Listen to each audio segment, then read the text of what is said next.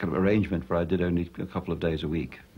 And I mean, I thought that I couldn't think of another way that I would get 4 or 5 days every week to sit at home and write. I mean, and these 2 or 3 days of kind of quite low-level work was paying for the other stuff. So that's how I wrote Midnight's Children, and I thought of it as industrial sponsorship, really.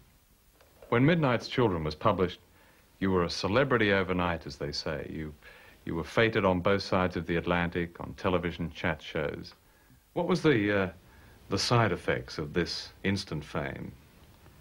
Well, I suppose you mean apart from money. Apart from money, which would be more... Which is more central than Yes. at the side, yes. Yes. Well, I suppose one of the effects is you get invited to, you get more free lunches. That's an effect. You get to try, I'm even getting to go to Australia in March. That would be a side effect. That is that's a side effect.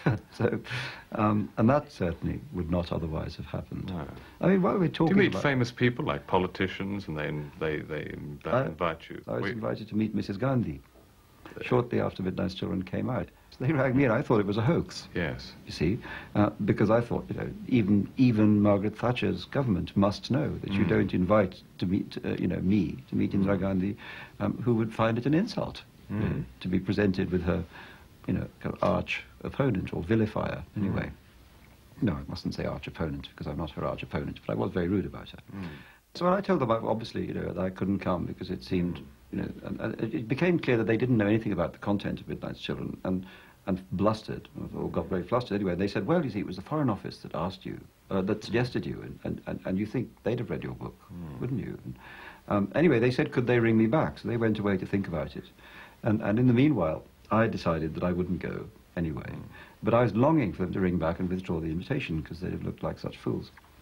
I mean, obviously, however, they knew that they would look like fools. So they rang back rather gracelessly and said, that they were sure it was all right. Why didn't I come anyway? And then, to their great relief, I backed out.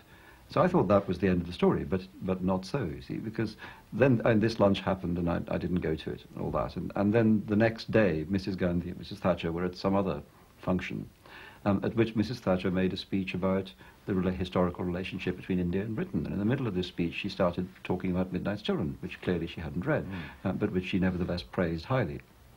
While Mrs. Gandhi sat there next to her, kind of hatchet-faced. And then, to complete it, you see, Mrs. Thatcher turned to Mrs. Gandhi and said, of course, this is the book written by the man you met at lunch yesterday.